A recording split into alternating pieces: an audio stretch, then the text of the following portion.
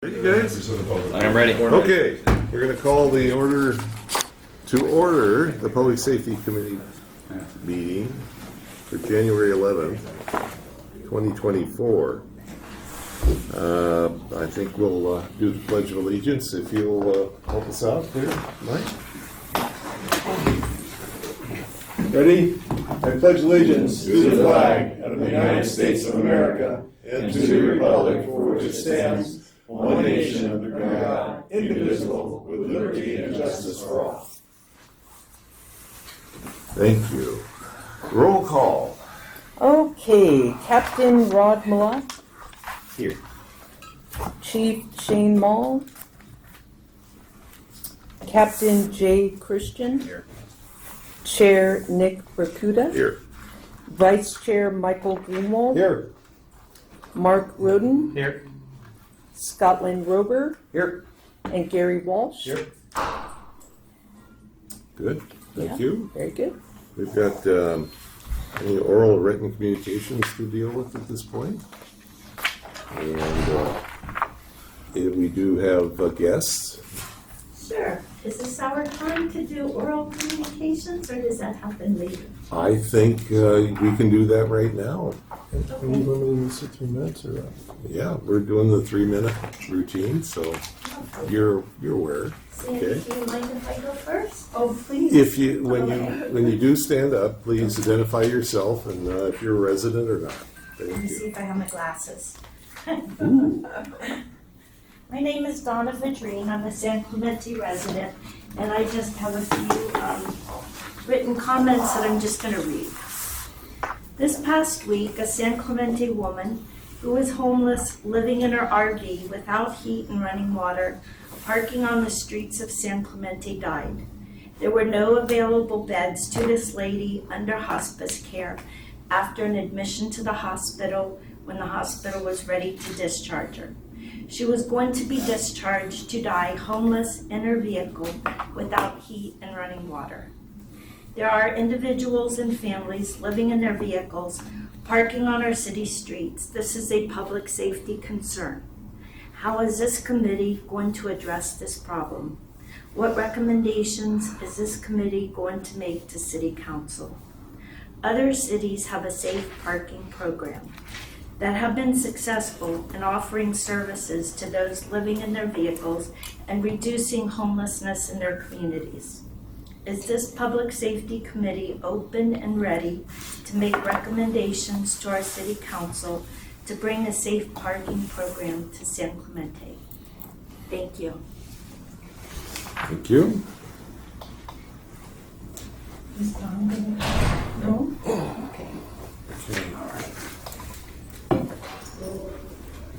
My name is Sandy Exelby, and I've been attending the Homeless Collaborative meetings. And a couple of years ago, I learned about 4 safe parking programs in San Diego. And the latest one is Vista. One of them has RVs and large vehicles.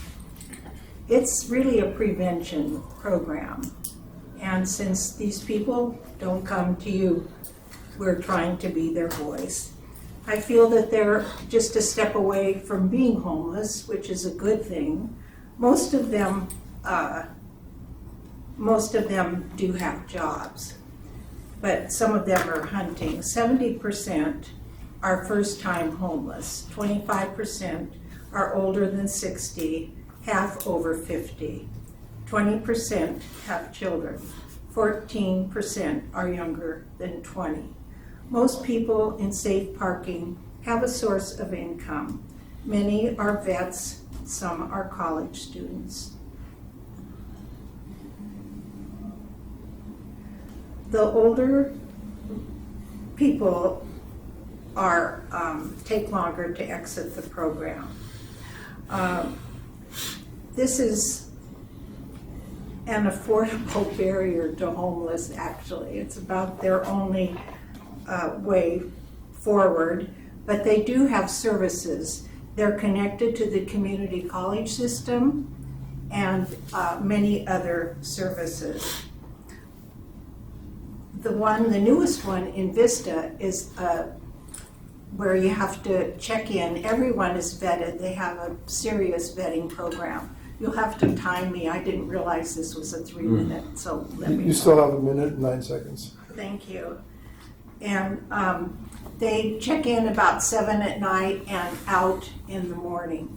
And there is one wraparound program, and there is one with RVs. I think that's in Mission, can't remember the name of the place. So anyway, we would like to see something like this in San Clemente. They don't get food unless it's donated, so it's not a food program, but they have hygiene supplies, portable restrooms, places to wash up, not showers. They are required, they have to be age 18 unless they're minors with caretakers. They have to follow the program rules. They're screened for eligibility in advance. They're run through the Megan's Law database and the National Sex Offenders Registry, and have an active warrant check. Okay, thank you. Thank you. Good. Anyone else would like to have a say? All right, seeing none. Any written correspondence to deal with? Did you know? No? We're good? Okay, we're into unfinished business, which is the Public Safety Committee's review of the Park Ranger Program enhancements. So, could you give us a status where we are with Trevor here? Well, Trevor has been working really hard, and we have this fantastic presentation to put on for you guys. So I'm going to say without further ado, Trevor, you ready to hit it? Sure. I'll give this presentation.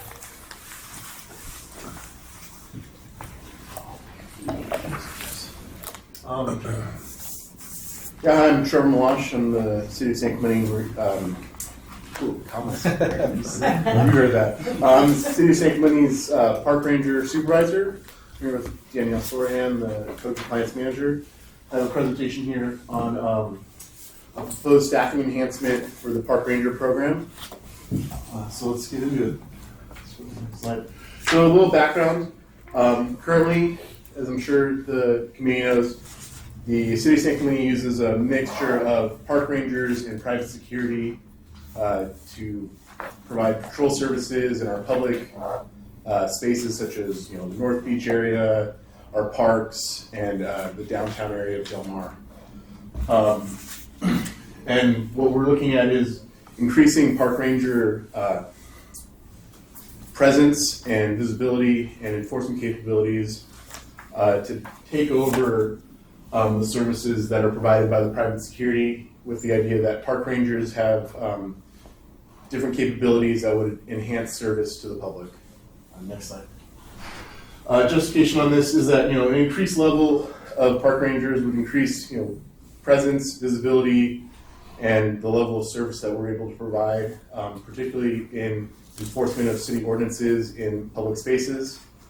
Park rangers are empowered through Title I of the City Municipal Code to enforce any violations occurring in public parks, beaches, publicly accessible facilities, as well as the parking lots associated with those parks, beaches, and publicly accessible facilities.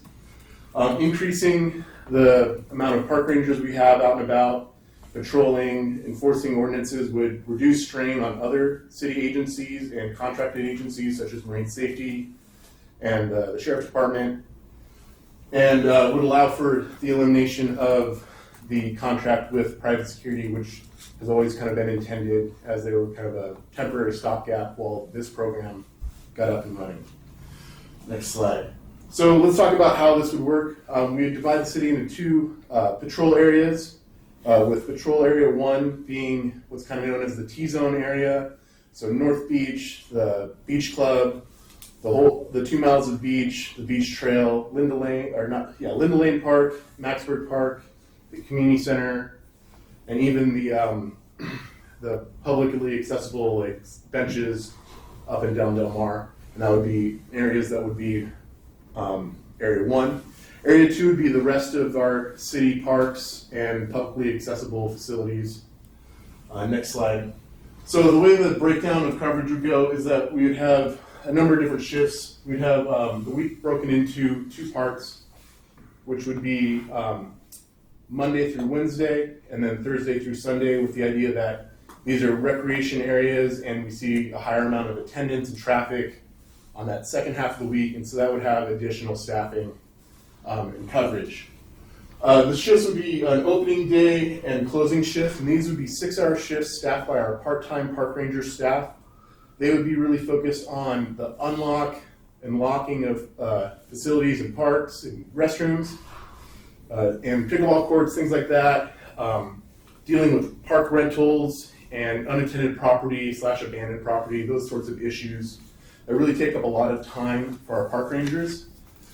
And then the other 2 would be our beach patrol shifts. They'd be an AM and a PM patrol shift, and the beach patrol would be filled by our full-time staff. Those would be 10-hour shifts, and their main focus would be on the enforcement of city ordinances and public engagement in Area 1 for the beach patrol.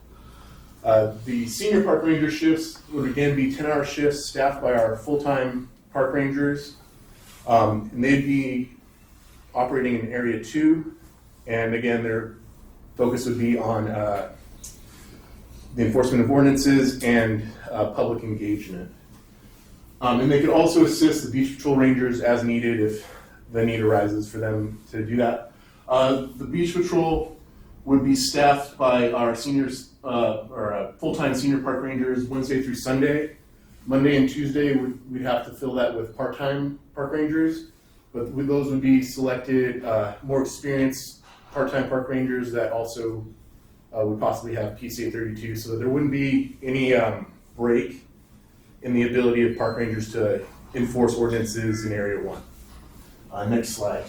This is just a visualization of how like a schedule might go. This isn't an actual thing, but just more playing around to see how we have our part-time staff and our full-time staff filling the different shifts. The green is our opening shifts, the red day, the gray is closing. You can notice that on the back half of the week, we have a closing 1 and a closing 2, so that would be an additional ranger that'd be on for that back half. With our AM, PM beach patrols and our AM and PM senior park rangers. Next slide. The coverage it would produce, so we'd have our opening shifts coming in as normal at 4:30 a.m., which is the time we're opening right now and having our rangers out and about, opening facilities and whatnot. Our senior park rangers, our park rangers that are enforcement would be starting at 7 a.m. So from 7 a.m. until 1 a.m., when our park rangers go off duty, we'd have park rangers on patrol that can enforce the ordinances of the city and are taking that role. And then from 7 a.m. onward, we have 3 rangers out on patrol, covering more area of the parks in the city, and having a lot more presence, a lot more visibility, and they're able to take care of a lot more things. And you can see on the back half too, we have from 7 p.m. onward, we have 4 rangers on. So we increased staffing at those times where we have a lot of issues, where vandalism, graffiti, issues down at the beach are happening, and those are usually taking place at night, and we'd have an additional amount of staff. Currently, if on a good night, we're having 2 rangers right now, and they're not able to, there's definitely things that we're missing and not able to get to. Next slide. So this would be, to be able to do this and make this plan work efficiently and effectively, we would need additional staff. Specifically, we would need an addition of 4 senior park ranger positions and 4 part-time park ranger positions to make this work. Next slide. There's also logistical aspects to this plan going into place that would be necessary, specifically vehicles and office space. Currently, we have 2 park ranger trucks. One is outfitted with 4-wheel drive, one is only 2-wheel drive. And we would need at least 1 additional ranger truck and an ATV is what I'm envisioning for Area 2 with them patrolling the beach and the beach trail. ATVs are smaller and more nimble and able to traverse that area effectively. And these trucks and these vehicles, of course, would need to be outfitted with four-wheel drive, all-terrain tires capable of dealing with off-road conditions, lights, PA system, and the ability to carry equipment in an organized fashion. Another aspect is our office space. I know Nick's seen our office. It's very small. Currently we're in 115 square foot small office with 3 workstations. It's very cramped, very crowded. As this organization grows, we're quickly outgrowing it. And we would really need a dedicated office facility that, one is also closer to the action, closer to what we are dealing with, not so far away, removed from the parks that we are patrolling and operating in. And this office should have space, that's for operations, space for senior staff to do the work that they need to do in the office, as well as equipment storage, things of that nature. Next slide. Organizational alignment. So right now, the park rangers, we're under the community development department, and we're under code compliance. And really a lot of the work that we do is more in line with public safety. And it seems more proper to have the park rangers under a public safety department. So we really think that transitioning the park rangers to public safety would be a real benefit for efficiency, for effectiveness, and everything moving forward. Next slide. So here's just kind of an overview of the enhancements that I talked about right now, and also some enhancements that I've presented to you guys about in the past. Again, increasing staff, 4 full-time park rangers, an additional 4 part-time park rangers, a dedicated office space that's got adequate for our needs, additional vehicles which will allow for this patrol to be expanded, 1 truck and 1 ATV. That would be really kind of like what I feel is bare minimum for us to do this. 2 additional trucks would be amazing, but this is kind of the ground floor of that. Realigning the program with public safety, of course, and things we've talked about also is radio communications. The radios would be a huge benefit to the park rangers to be able to communicate with each other, especially when we'd have so many more out on patrol. They can coordinate activities together, but also being able to reach out to marine safety, sheriff department, even OCFD if needed for handling something like that. And being able to coordinate operations, but also the safety aspect of communications and having that improved. An additional thing we've talked about is protective equipment. I'd even lump radios in with protective equipment because there is a safety aspect of that. But things like protective vests, pepper spray, tasers, batons, those sorts of things that would help keep our rangers safe as they're enforcing ordinances out in the field. Another thing that we're also working on is training. We want to have our park rangers be well trained, well equipped so that they can go out and do their job.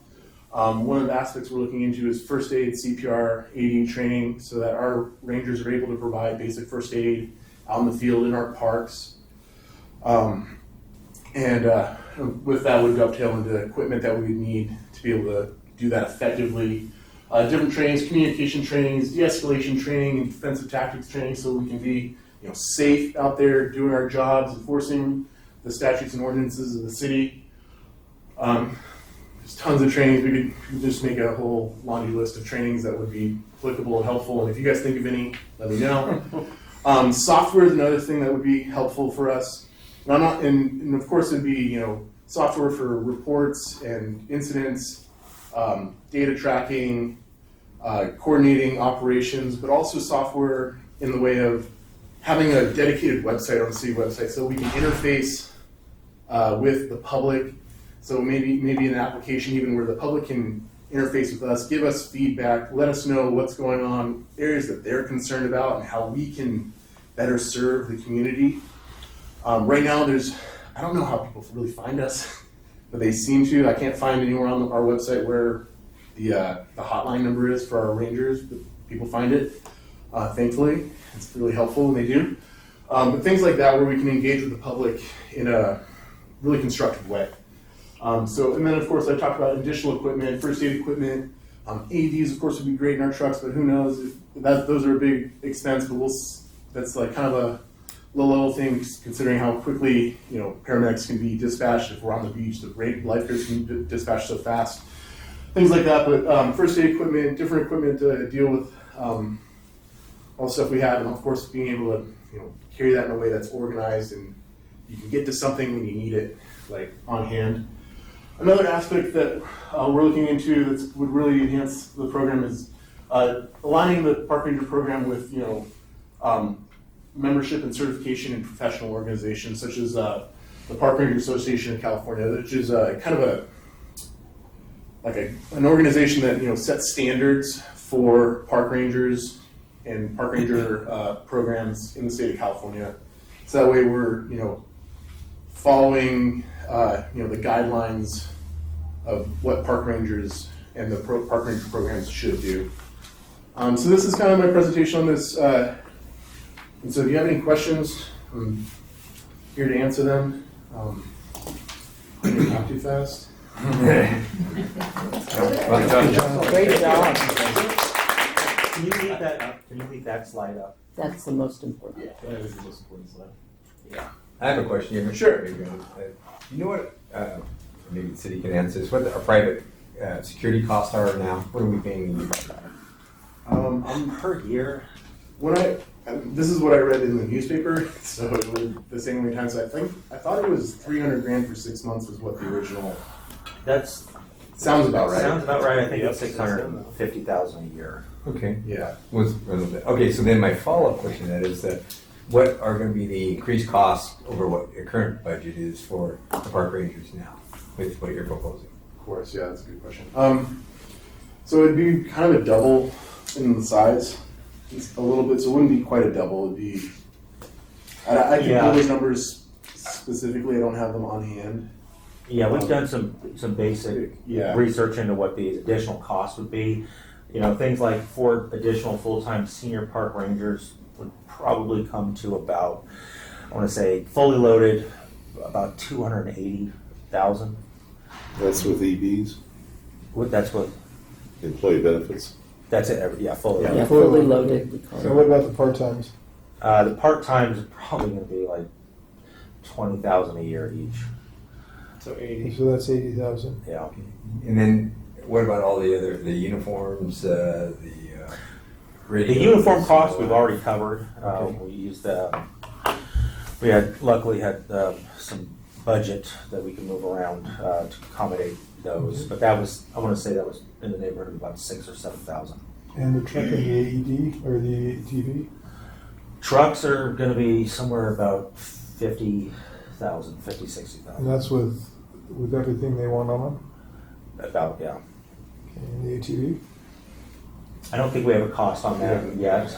We do have some options for that. I know that OCSD in the past has had surplus vehicles that they've talked about moving on. So we don't know what the current status of that is. So that may actually just be a free cost. Okay. Yeah. And by the way, I mean, since we're on the subject of ATVs, if you're going to have one, you better have 2. I mean, it's not safe. You're out there by yourself, and I mean, I never see the deputies out there riding by themselves. They're always following each other. So again, shoot for the moon, right? I mean, especially if we can get them cheap. And then it's not up there. Does the city already own a trailer? I'm sure they have at the courtyard. They have trailers. We need to move them around, right? You can't drive it to get fixed. I don't know if we have. The city has trailers, but we also have our fleet services is at the yard, and they would come and pick up a vehicle like that. Yeah. If we need to. The other one is pool vehicles, because if you're going to get one truck, you actually need 2 because one's going to be broken down. They already have one, but we thought of that, but we wanted to be conservative in our ask, and really try and.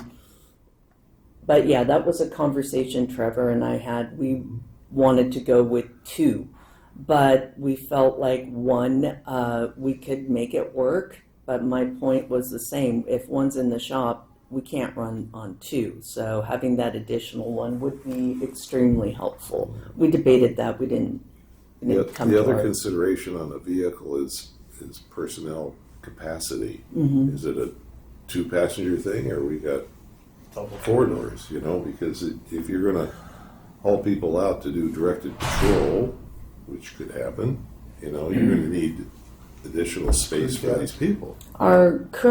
We were modeling it off of like our current vehicles that we have now, Sure. which is room for a passenger, the driver and the passenger. What type of trucks are they now? They're Chevy Colorados. And there's one's 4-wheel drive, one's 2-wheel drive. Correct. What do you guys use? Jeeps and ATVs. Okay. Okay. What about the basic stuff like office furniture and computer services and those type things? You know, one is get the personnel, the other is get the vehicles and stuff, but who's backing all that stuff up? 3 workstations. Is that what it's saying? Yeah, we have 3 workstations in our office. Where is the office? We're located in the code compliance. It's right over here. Oh, Okay, it's keep in it this with building. them. Okay. In this. Okay. I wasn't sure if it was No, somewhere we're in else. this building. Okay. Anyway, what I'm looking at is if you get additional staff, you're going to need secretarial backup, you know, people for that rather than what you got now. And I don't know what kind of stats and stuff, and there's obviously going to be some reports that have to be generated for us, for the city, because they want to know what they Yeah, get so for we've the been money. reporting on the performance measures of the park rangers for years since Right. they've come in community development. As far as assistance support, that's going to be part of the potential realignment of the park rangers Okay. with the public safety department. That department is, I will say, still being built out, but that department is going to come with its own staff. Right. That department is also going to be responsible for its providing what we'll call interdepartmental charged services, which would be things like computer programs and hardware that IT would provide, and then that would just come under the normal operating budget of that department. Yeah, I'm looking at what is the cost of this program, park ranger program, and you start adding some stuff in there. You know, additional people you can have. You know, if the computers are in that program or they're a city resource rather than an individual department type thing. Yeah, it's a little hard at this point to determine what the total cost is going to be. First, the cost is not necessarily the purview of the Public Safety Committee. Right.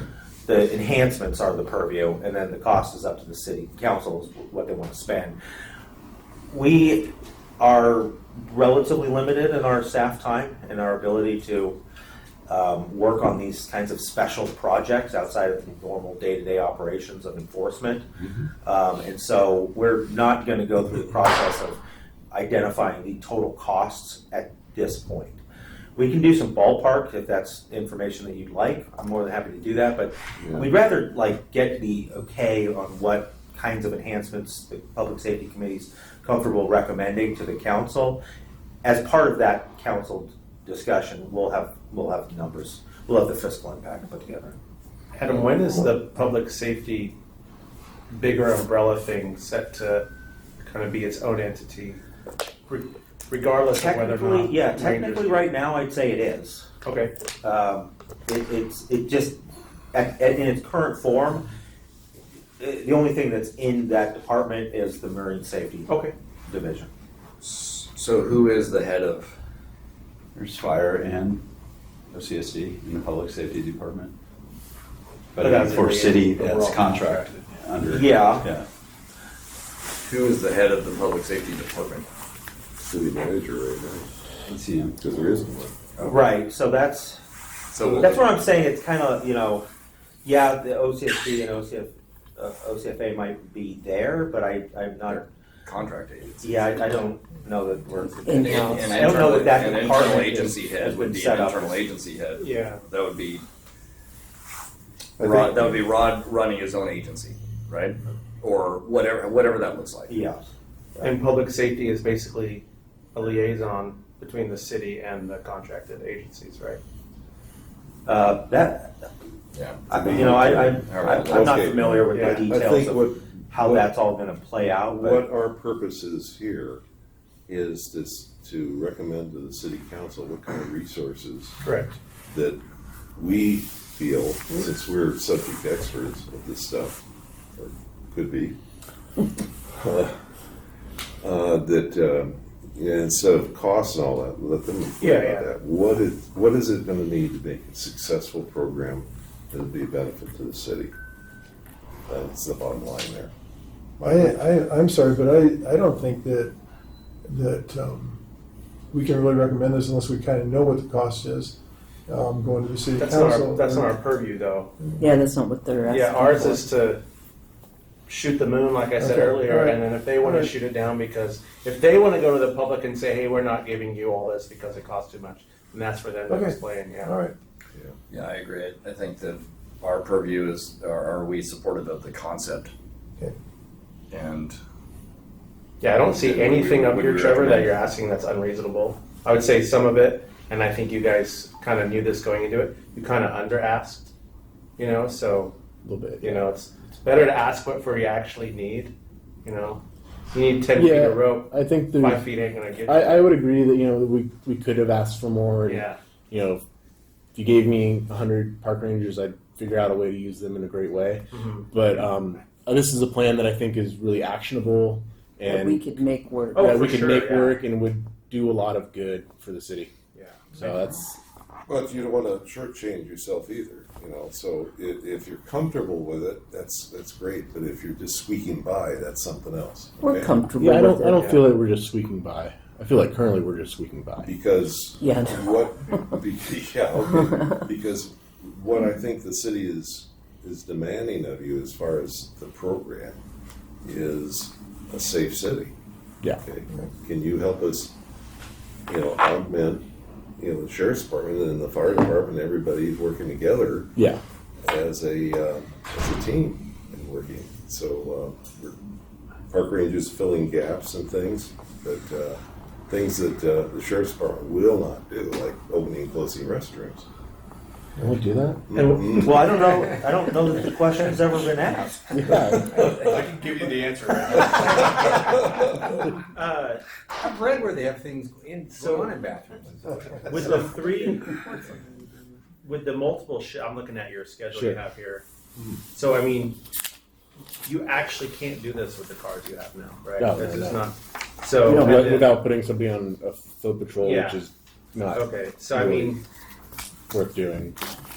I would say after radios, vehicles would be the next most important because you can't. I disagree. I would say our number one priority, I'm 100% supportive of this program. Yeah. This fits our city like a puzzle piece. It reduces strain on our sheriff's contract, our sheriff's partners for lower acuity incidents and demand for service.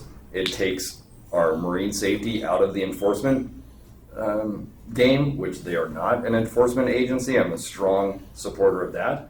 And it puts a presence in a lot of areas that needs to be there. Our private security contract was a right now fix, not a long-term fix. This is a long-term fix. And I would love to see us implement this with the idea that this thing will grow over time I would agree. and That was expand our- and become and provide even better service. Our number one priority for them, for their safety, is their training. Our number two priority for them, for their safety and their service delivery, is communications. And bulletproof communications. Agreed.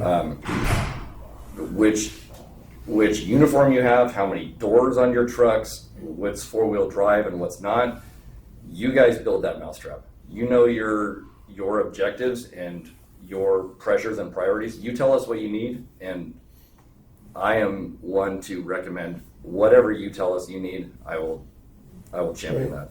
Thank you so much. But we gotta make sure that that's enough. Based upon our experience, is he shortchanging himself? Well, so that's where I would recommend to them, we're real good, public safety is real good at sharing information. Some may call that plagiarism. We call it Did you go to Harvard? Or? right. All the best practice. You're right, best practice. We call it information sharing. They're already talking about joining or becoming members of the State Park Rangers Association, which is a great information sharing organization, I'm sure. Right here in the county, we have county park rangers, correct? Orange County, yeah. Reach out to them and see what works and what doesn't. Yeah. What do you guys need to do your job effectively? What are needs to have and what are nice to have, right? And then We got the state rangers too here. you build that mousetrap. And I say, heck yeah. Okay. Okay. Nothing you said I disagree I had a with. question. Go ahead. How is the radio network going to work? Okay. They're working on that. We're working on being able to answer that question. We don't have a good answer that can be done in a concise way right now, and we don't know all the details at the moment. We're working with Control One on how we can implement that. It's the other megahertz system. Yeah. Good deal. Sounds like that's a little too much in the weeds for our. Yeah. No, I just want to make Yeah. sure that somebody was dealing with it so that they could get it Oh, going. yeah, it's right. being And done there. when you're talking about tasers and batons, okay, just make sure they're well trained up for it. Yeah, that's like Getting training is yeah. of course. Training, certification. Yeah. And as we go down this road, we need to navigate this with the idea that public safety is not cheap. No. And it's not cheap for a reason. That's right. Because you're providing for our citizens' safety and you're providing for the provider's safety. This stuff isn't cheap. And that's okay. Yep. It's not supposed to be cheap. And the basic reason for government is public safety. So it's not all this other stuff, it's public safety. So we are the key element in getting this program together and making our community sound. What's the timeline on the private security? When does that contract expire? So it's currently, I believe, month to month. Yeah, it's month to month right Yeah. now. Okay. We are looking at how we can assume those patrol duties, basically assume the work that they've been doing using our existing staff. But, I'll say we can probably cover 60% of the patrols that they're doing with current staff, but it's going to really require some additional staff Good before we It's like completely 40%. supplant what they're. I guess that was going to be my follow-up question. How much, now that I don't want to say full deployment, we're full deployment of what we have, how much has it reduced the need for the security? You'd say 40 to 60%, 25%. Yeah,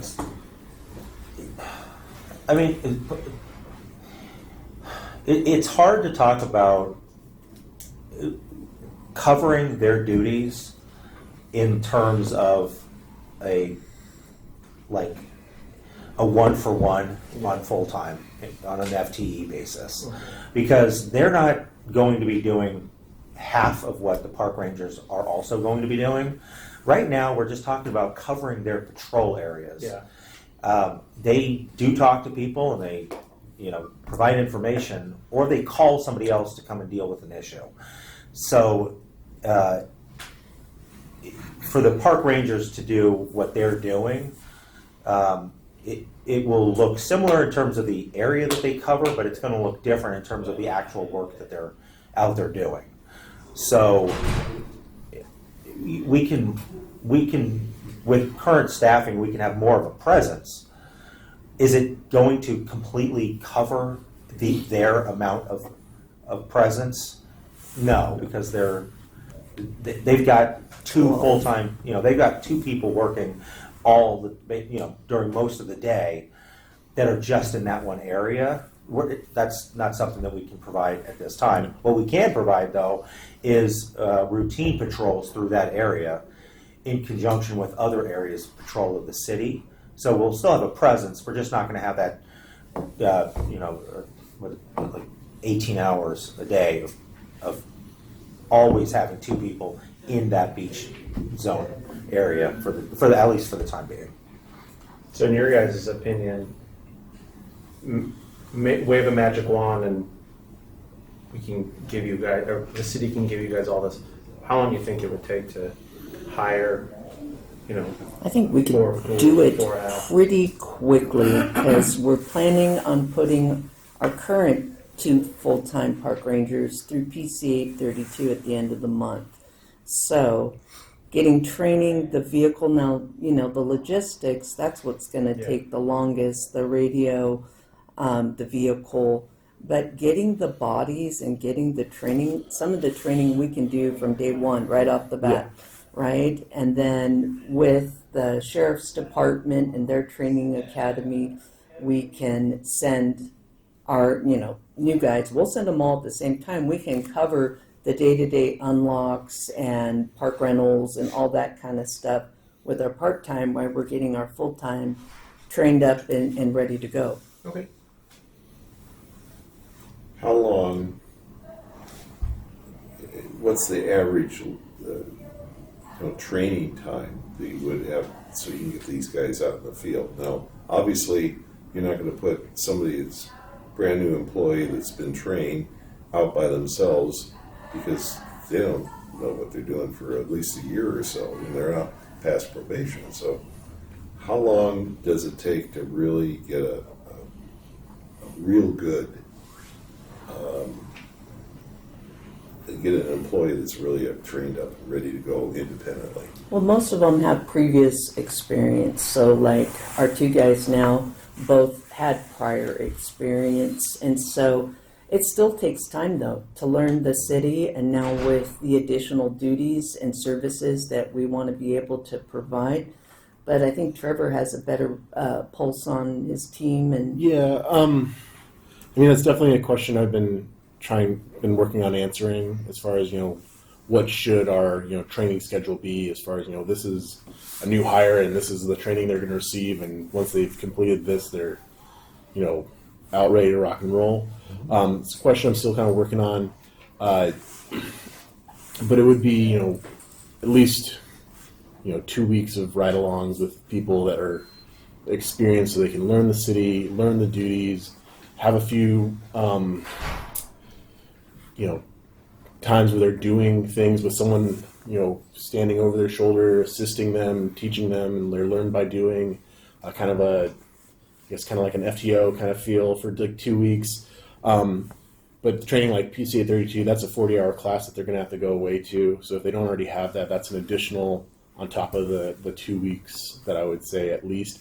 But that's not a firm answer as far as that, but something like that would take, if you had 8 guys walk in right now, and these are my guys, like to add to this, it'd be, I'd say at least 2, 3, plus the PC 832 before they're ready to rock and roll. So there's a lot to learn. There's a lot of ins and outs and different things for them to be like good and ready. Where I could say like I can leave you alone and I'm not going to have to come back and check on you in a minute and figure out what's going on. I think it takes a little bit of time, but I'd say So we'll say like a month. Yeah, I was going a month. to just feels the good. basics. Could be where- shorter based on previous experience. Yeah. And existing and training that they've already had. That's great. Yeah, that's quick. Well, that's Out of curiosity, on the last pool of applicants, were there people that already had 832 training that applied? They just didn't cut the mustard, or? There was a couple that had it, but they seem to have had, other kind of questionable or Well, that, personnel.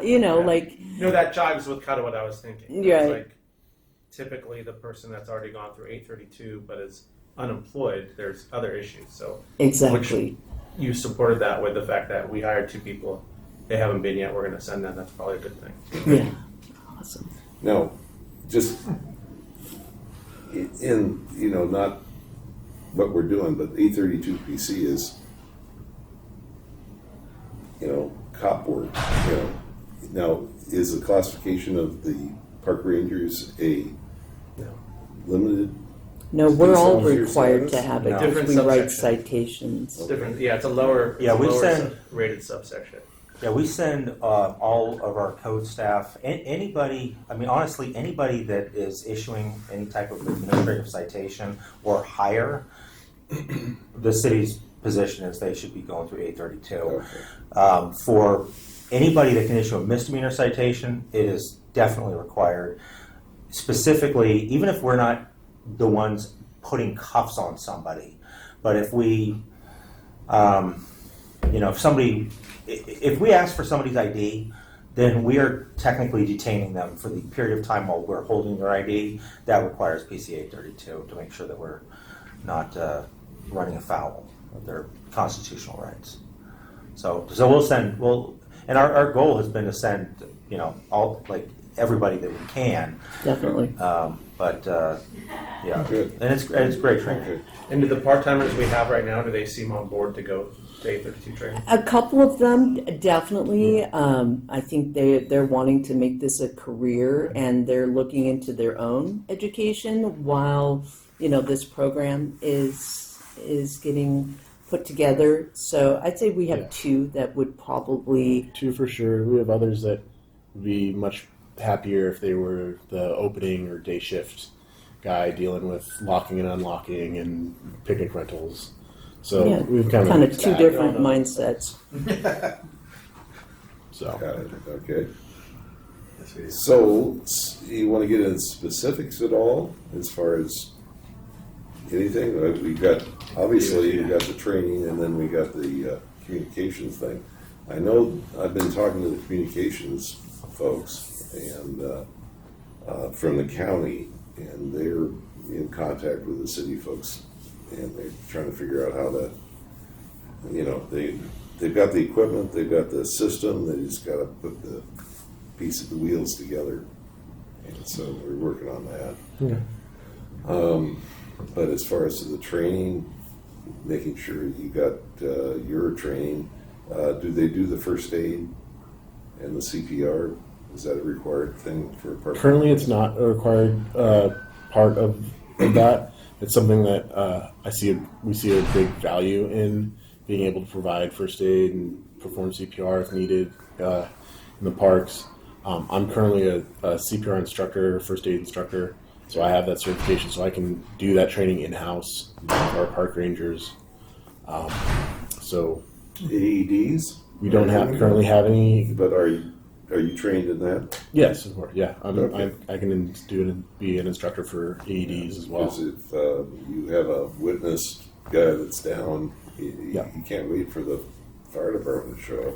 You got to start working on this. So that Absolutely. training is for both Trevor and I. I've been an EMT for 30 plus years. Trevor's been an instructor. That's really important, Sure. things for us. And we just feel like that having that additional training, the community obviously would be really appreciative, but it's something that we just feel everyone should have it, but especially the park rangers being out engaged with the public. And that would require them to have either a backpack or whatever, because having an AED, you're on foot patrol and stuff, you're not going to necessarily have that stuff with you, but at least training to use the stuff that's in the truck and all. Okay. Any other training considerations that Trevor hasn't thought of that we can help him with? No, I think these guys build their plan, Yeah. and Yeah. I'm supportive. They meet their colleagues from county agencies, from other state agencies, whatever, figure out those professional standards and those best management practices. We support it. Good. I don't know exactly what training a park ranger should have. Should a park ranger be an EMT? Sure, that would be great. Right. Do they have to be an EMT? I don't know. I would say they would probably, at the very least, be CPR certified. But what is that What is that professional standard in that world? I don't know. I think Depends I've on heard the that. terrain. It's fascinating once you really start learning about all the different departments throughout the state that are park rangers, and some of them have additional duties, some of them are EMTs, some of them are firefighters as well as park rangers. So, that's firefighters, police officers, and park rangers. right. They're So at like the same public time. safety officers. So, for both Trevor and I, the research, the talking to the different departments and agencies, and kind of building that network has been incredibly valuable. You're crossing MOU streams. Yeah, right. Right. The other one is, and we're not into the financial end of it, is that if you're expecting them to do it, a certain level, you've got to be able to compensate them. Oh, for sure. Hey, what's the Absolutely. top? What's the top step? What's the top step of the senior? So, just so I'm understanding, the senior park ranger is a park ranger that's full time. Correct. What's their top step? I will tell you right now. Instant recall. That's what you call that. Well, no, with the city's class and comp study, the salary schedule was just updated. I want to get It you. is updated on the web. Are you sure? It's updated on the web. Yes, it is I updated. mean, roughly. I don't need the exact petty. Well, you said fully burdened was 70? Was I doing that math right? All right. Senior but park that's- ranger, Fully burdened.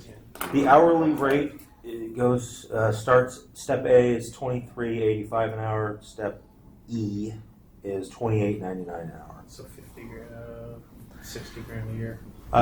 Yeah, I would top out at $15. $5,025 a month, so $60,000 plus. Because the 2080 schedule, right? 2,080 hours a year. Yeah. Okay. All right, well, I mean, I like everything. I mean, again, from my perspective, I'm willing to support everything that you've said. I honestly think you should ask for I think we're going to ask for that additional vehicle. That an was ATV. an That's for ATV. two of you. Yeah, at least 2 ATVs, and yeah.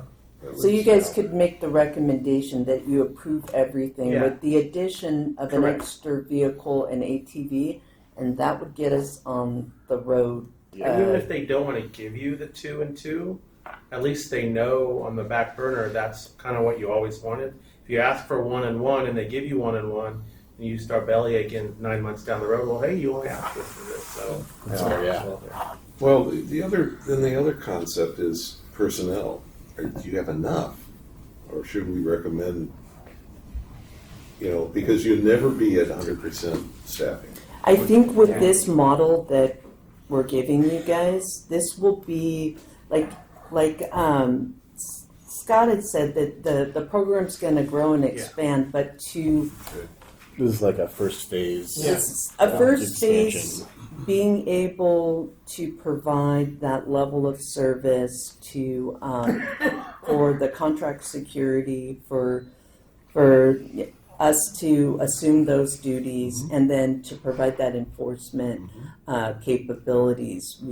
We're pretty confident that with what we've provided we could do that. Now, if additional areas were wanted, or things were to evolve and additional duties were to be assigned, then we'd have to reevaluate and potentially ask for more full-time people. Okay, what I'm considering here is injuries on duty, or injuries they're going to be off, vacation time, training, and all that other stuff. You're not going to be at full complement at all, ever. Ever. Ever. What's the full allotment right now? How many full-time and how many part-time? So we have 3 full-time, counting myself, and then we have 5 part-time staff right Okay, now. so take it to 7 and 9. So we're going to 7 and 9 then. But really, we can't. Don't take this wrong. We can't count you as. Yeah, that's why I didn't include myself in the Seven that and schedule. 9. Yeah, but one of the 7 being him, so it's really 6 and 9. Because Oh, yeah. quite If frankly, they- if your staffing goes up to this, Yeah, a lot of the stuff you enjoy doing now, you're not going to be able to do. I've explained that to him. It happened to me. When the pyramid does this, yeah. So, Yeah, Yeah, and that is a consideration, that we have. While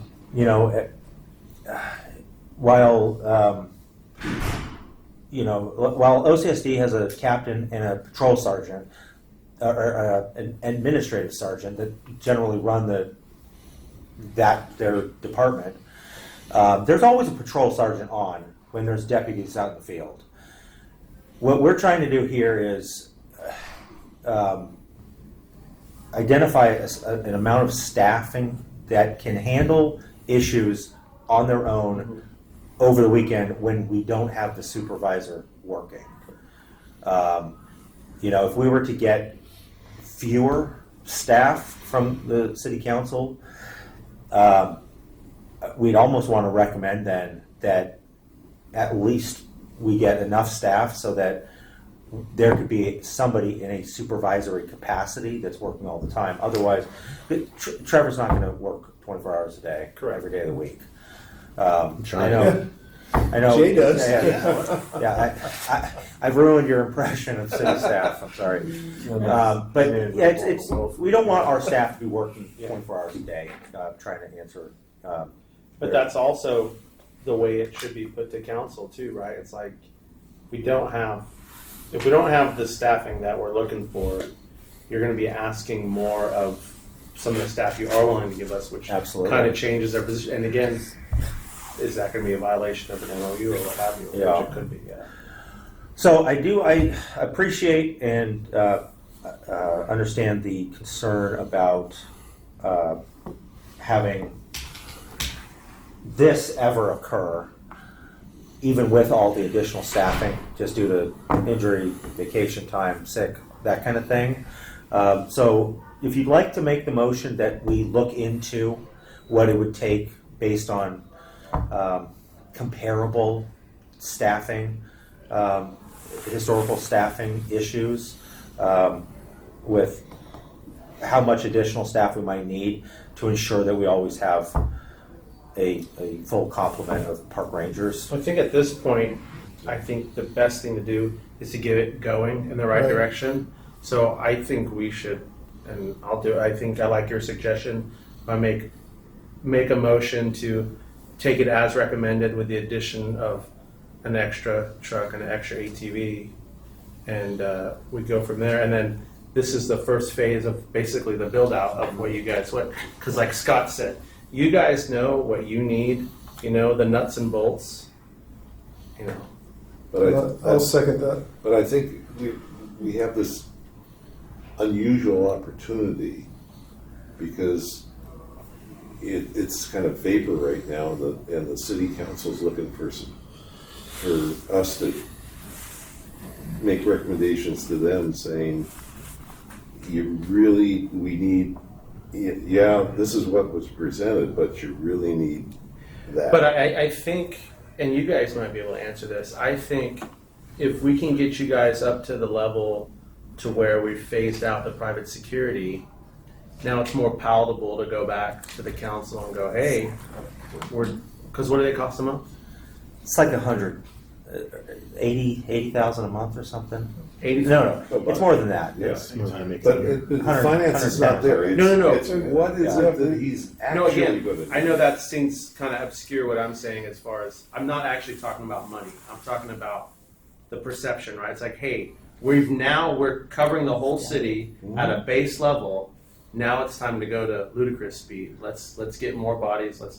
I think, I know I'm contradicting myself. I want you to ask for more equipment right now, but I think maybe one more body, because I want to take you out of the equation as a line level worker. Yeah. So if your goal is to have, the way your staffing is there, to have 7 full time, you can't be one of them. Yeah. I know you'll pick up. So on that, I could see asking for one more full time. Yeah. And then my question for you guys is, what are the part times? How many hours are they limited to a year?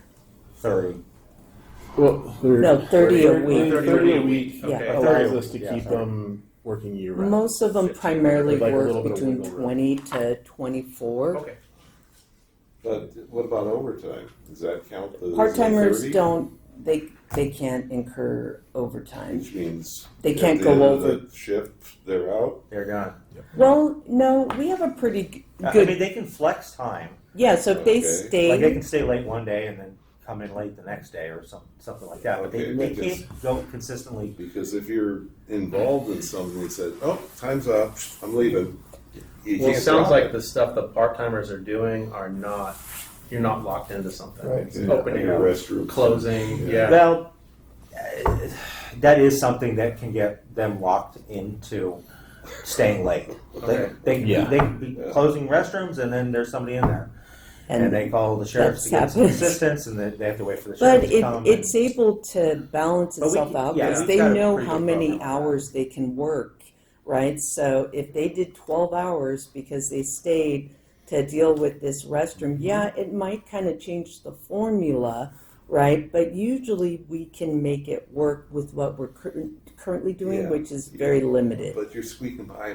You got to put that buffer in there for, somebody's going to call in sick. We got, look at what happened with the COVID. Jeez, it killed everybody. So I think Committee Member Roden's comment about not counting the supervisor's time as part of the schedule of patrol makes a lot of sense. As staff, our goal is always to come in to be as cost effective as possible. I appreciate your comments about what a unique opportunity this is. I would support a motion that indicates that an additional staff makes sense. The other thing that I'm kind of teasing out from this conversation is that there's clearly going in this kind of enhancement. There's clearly going to be a need for monitoring, reporting about the effectiveness of that program, and so even if we don't have a planned need for a phase 2 of enhancement, there's clearly multiple phases here. And I think one of the things that we could do with the presentation to the City Council is talk about this as a phase 1 enhancement. Phase 2 will depend on basically the outcomes of what we see in terms of Well, phase 2 is also going to have to incur with what your overall public safety department is going to be, because they're going to be generating reports. Yeah. I mean, there's little things, they're not little, they're big, but they're the things that nobody ever thinks about. Well, okay, where are these reports going to reside? If somebody asks for a records request. So all that stuff, so they're going to have to fall into that thing. And then, so it's almost like you have a fledgling entity that's going to morph into another fledgling entity, and then they're going to become one kind of fledgling entity. So it's growing all together. So there's going to be some growing pains on that. Yeah, absolutely. Well, and the first year, Trevor's going to be training, and trying to get everybody up to speed, because it'll probably take us a year just to get to here. For sure. All right. So then at the year-end review, then we can come back and say, hey, we need a full-time supervisor, not in the field, and then add staff from there. And we go with the ask that we got here, plus the 2 ATVs and the truck. And the full timers are all 410s, right? You're 410s, or are you 5.8? Currently, we're on a 980 schedule. So That's so 5 we have- 1 week, 4 the next week. Yes. But this would shift to a 410. To a 410. Okay. It actually For provides you also? better coverage. I like that. Yeah. Okay. Sounds nice. I would like that too, so put in a word over here. I want to put out again, we're in a unique situation where this program's going to be put together, and we got to staff this thing properly, and don't cut it short, because you'll never ever be at full staffing. Okay, so what do you need to buffer that thing? All right. I mean, I think in a cost-effective way, what we could use to buffer that would be additional part-time staff that would be, also trained, All right. at PCA 32, so they could fill in those. Yeah, but But that's again, we're not. Yeah, I think about that. we're just talking about potential committee recommendation to Okay, yeah. Right. identify what that buffer looks like and Absolutely. include that. So there'd be the full-time people and the part-time people. How many more full-time and how many more part-time do you have to make sure that you have the full staffing most of the time? That's what you're looking for, okay? Well, the bare minimum, so the security company, they cap 2 people every day of the week, right? Yeah. So they use 4 people, and that's just for what they do, And they, which is That less limited scope. than what they're going to do. yeah. So I think that right there tells you asking for 4 is not enough because they're using 4 to do less than what we're going to ask you to do. Right. That's 4, and then, you know, how you were saying, And supplant taking it. Trevor out of the equation, Yeah. but currently we have him in there, so that would be with the 4 and our 3 full-times, that's 7. With the additional 4 part-timers would be 16, right? So we kind of trying to be conservative in that. We went with 16, and I still feel, I do like the taking the Trevor out of that. I With think this that plan, I'm not in the equation in this plan. in this plan, you're No. So you're none of those. No. Oh, okay. That's None of those. Okay. Yeah. He's But supervised. what I'm saying is, you're asking for the exact number of people that are already out there doing less than what you're going to be asked to do. So we already know that's not enough. No, because You know what I'm saying? they're asking for part-timers also. Correct, but they have different. They kind of have different duties. So so you That's- feel more comfortable with that- 6 and 6? You gotta look at the thing very critically and say, you know, if you think full staffing is that, you're shortchanging yourself, okay? Fair enough. And we're in a position now, making that recommendation to get what you actually need, we'll probably get it, rather than that and then, oh, darn, we actually need more. Let's go back to the city. No. Right now is the time to hit it. You got a buffer for at least 20%, and that may seem like a lot when you're thinking, oh, well, this guy was only sick X amount of days a year. But when you take it all in the aggregate, everybody, it's going to add up Okay. at a minimum of 20%. See, So you're at, so not counting you, you're at 4 and 2, which is 6. 20% of 6 would be another 1.2. So I think at a bare minimum, you should be asking for 6 and 6 added to what you already have, because then, you know, unfortunately, you have to account for training, sick, lame, and lazy. You got to account for all of it, right? Sickly. and when you're looking for new employees, there's that gap. Yeah. there is a gap. Okay. So you gotta be real careful that you don't shortchange yourself, because we're expecting you to do this function. And if you don't have enough people to start with, you know, it's not gonna look good to you. And somebody gets hurt at work, workers' comp supplants them, but it doesn't give you a body on the street. So Okay. So just clarify where we are. Is there an actual motion on the table? I heard you so I'm second. gonna. Do you want to? I'll make a second motion. something. So either before you make a motion or before you take a vote or deliberate on that motion, I believe we've got some members of the public that would want to speak, and I would recommend that you provide an opportunity for the public to provide their comments. Before the motion? I Well, think probably. It before, would probably probably be before the better. motion, Yeah. just so that it's Okay. Yeah, because it might be something that affects we the haven't even motion. thought of, Yeah. right? So, and members of the public, anybody who'd like to, let's go with Mr. Cameron. Cameron. Yeah. So I'm in Talega. I pitched this to the city council last year before they did the private security. I said, I know I'm too late, but you need to do this. And then I gave you guys a more detailed proposal, which is double the amount of staff that he has. You're way under, my friend. Okay. You're way under. That's number one. Number two, your scope is low. All you're trying to do is replace the rent-a-cops. That's too low. You need to consider other things. First of all, when I read your proposal, it's not clear you're really patrolling the T-zone. It's not clear. Pier Bowl is clear, T-zone not clear. That's much broader. All of Del Mar, El Camino Real, over by the sit and sleep where people, homeless guys like to sleep in the parking lot. It's bigger. All your points are valid, but there's other things. I think my proposal too is phase 1, phase 2.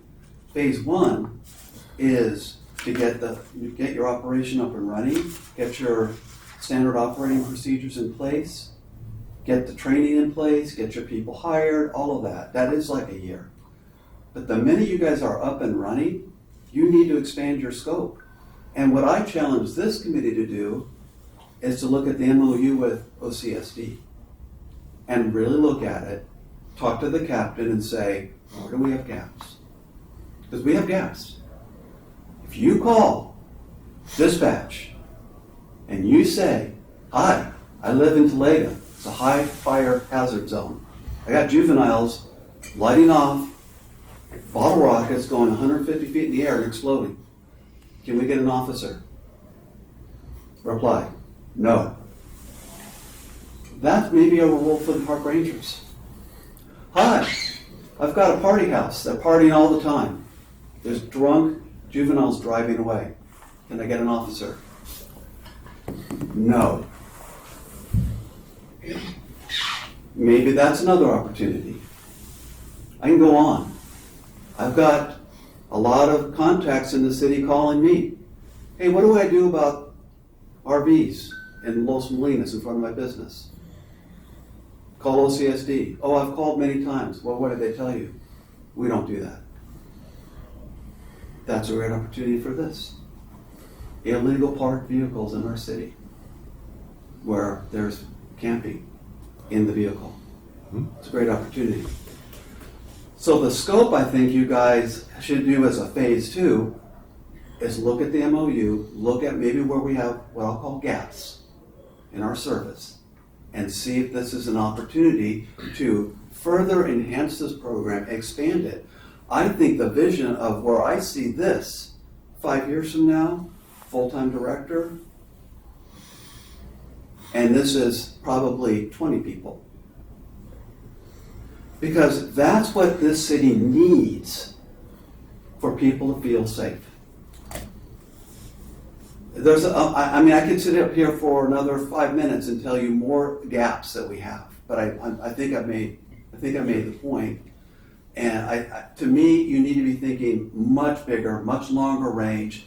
This is a baby step, right? It's a step the council should have taken 3 or 4 years ago. But we're taking it now. Yay, super great. Let's get behind this. But let's have a vision that's bigger than replacing the allied security people. Let's have a vision that looks at enhancing public safety, closes the gap with OCSD, so OCSD can really do their job, right? And when they do their job, they're on it, and they do a great job, and they're very professional. But the pitch I made to the council is, think this way, council. There are times we need an armed response, and we need OCSD to do that. We need the helicopter, we need the detectives, we need all of those forensic services. But the day in and day out, resident issues are nuisance complaints. They don't need an armed response, they need a response. Right? We got e-bikes that are roving gangs and juveniles all over the place, doing literal street takeovers in Toledo. Can't even drive the street. Got us. Wait. Hey, can you guys move off to the side? I mean, it's all sorts of stuff. But so this is a great first step, but you need to be thinking much broader, much longer term, and this I think is going to double easily. And in 5 years, I think we should be thinking about a very well-oiled machine with its own command center, with its own dispatch, where people can call with their nuisance issues. You want to report a van, you want to report this, you want to call our park rangers. And let's bifurcate that flow of traffic. Because I'll bet you OCSD dispatch would really appreciate not having to deal with some of those crazy people. That they could call here and be walked through what to do. So that's just my feeling on it. I just want to encourage you guys to think much bigger than what you're thinking. Thank you, Mr. Kim. That's basically it. Hello. I'm Tom Streeter. I live here in San Clemente. And I was leaning on Danielle a couple months ago. How would you like to be number 2 cop in this town? And she said, no. She likes to do code compliance, which is inspecting buildings. Trevor's going to do a dynamite job making sure that the parks and beaches are safe. But he's limited, it says so on his jacket, park ranger. He can arrange all over the parks. He can sort of go up and down Del Mar because each little crosswalk with a little bulb out there is technically a park. But we have, we talked about the sit and sleep. The bus line going through town, that's always going to be a problem. We can't make every bus stop a micro park and put it under his jurisdiction. We need to have code compliance officers or code compliance rangers, not Danielle in charge because she doesn't want the job, but somebody like Trevor can go in there and say, we need to have a city ranger force, nominally code compliance officers, so when those bottle rockets go through, the city ranger force can go, this is going to be 1.5 miles from the closest park. The city ranger force can go in and say, hey kids, break it up. Now, Trevor's a great park ranger. I don't think he wants to be breaking up bottle rockets, except in the parks. But if we have bottle rockets in Talega, let's have another force to do it, perhaps combined with Trevor's. I can see working something like that out. We need something local. Jay Christian needs to be handling murders, rapes, and robberies.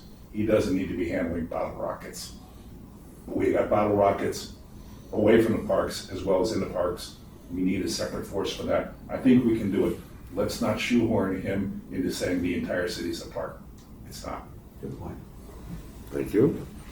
Any others? No? Good. Talega sounds dangerous. Thank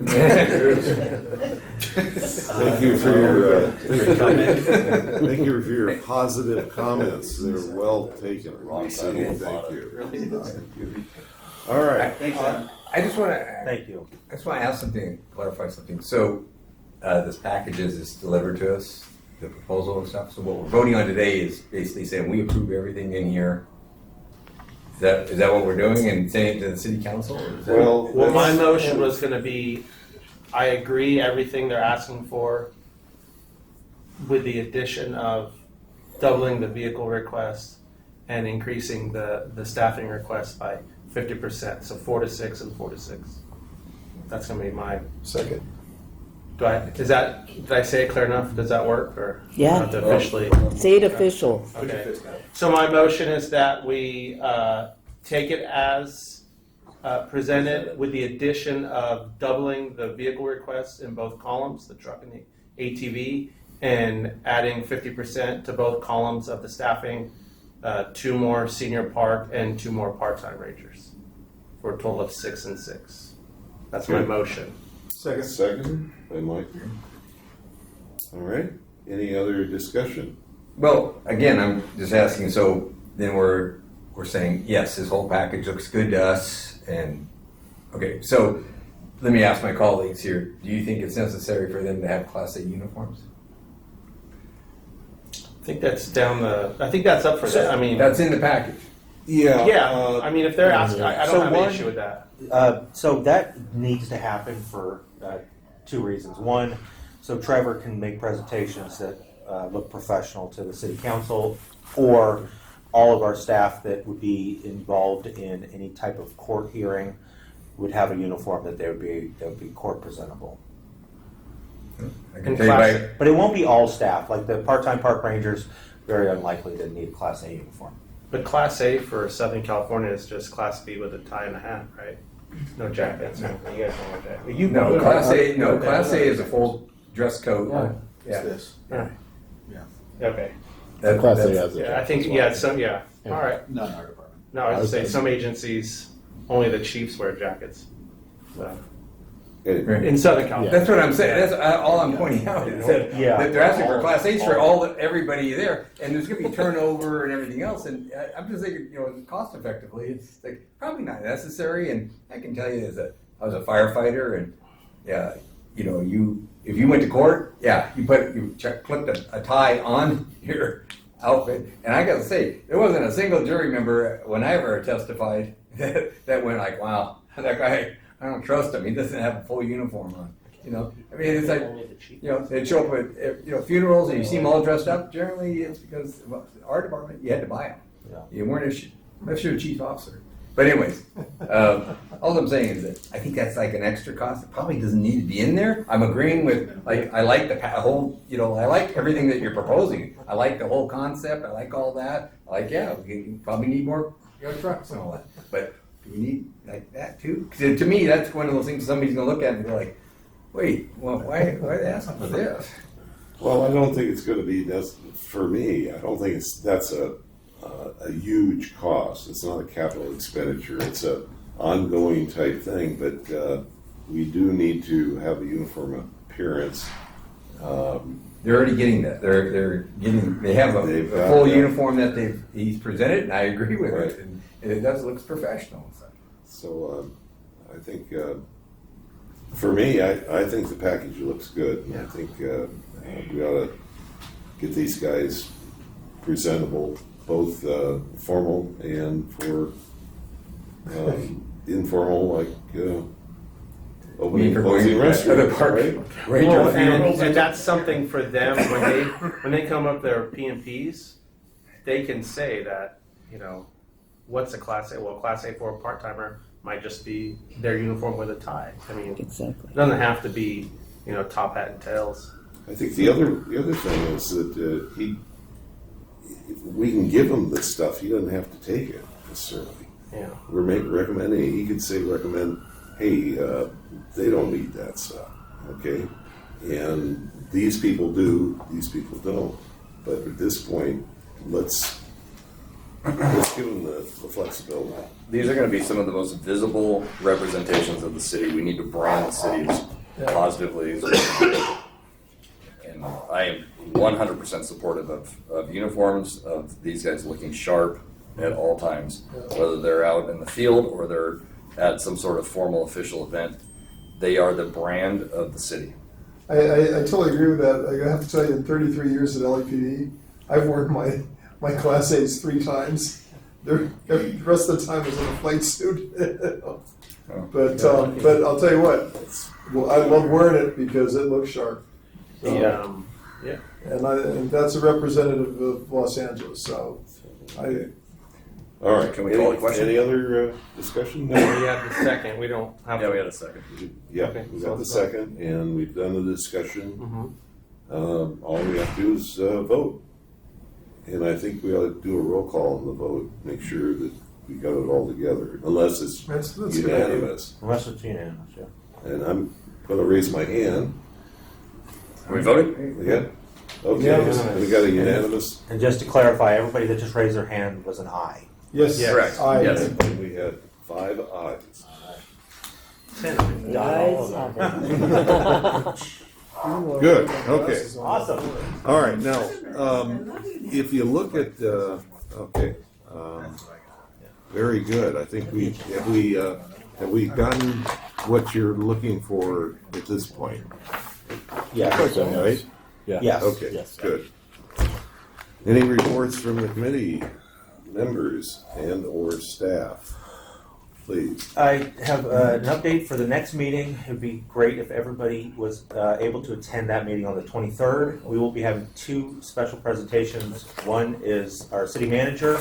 We'll be doing a presentation on committees and commissions generally, going to multiple committee meetings to present. And then another item will be from our assistant city attorney, Jenna Burns. Just a refresher on the Brown Act and Robertson's Rules of Order. And we're going to try to do that on a yearly basis for all of our committees and commissions. Instead of having all the committees and commissions all at once, do that. You know, the problem there is that usually that meeting includes the required sexual harassment training. Right. And so to try to add additional trainings to that makes the meeting a little bit long. So yeah, I think we'll try to keep that separate. But that's not to say that you won't see a joint meeting in the future that has Brown Act presentations. And you can never have too much training. That's right. On the Brown Act. Unfunded mandates There we going go. down. Okay.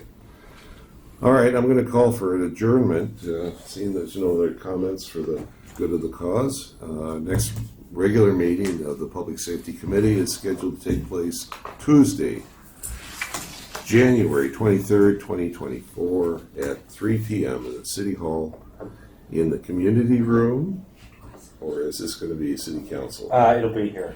In the first floor community room. They fixing it or something? Or? Yeah, they're replacing some temporary AV equipment that they had installed. There were some supply chain issues, and so they're coming in and flushing it out. So it'll actually be like I think a lot more technologically advanced when this meeting returns. All right. And that was a motion on the adjournment? That's a motion. I need a second. So moved. Second. All in favor? Huh?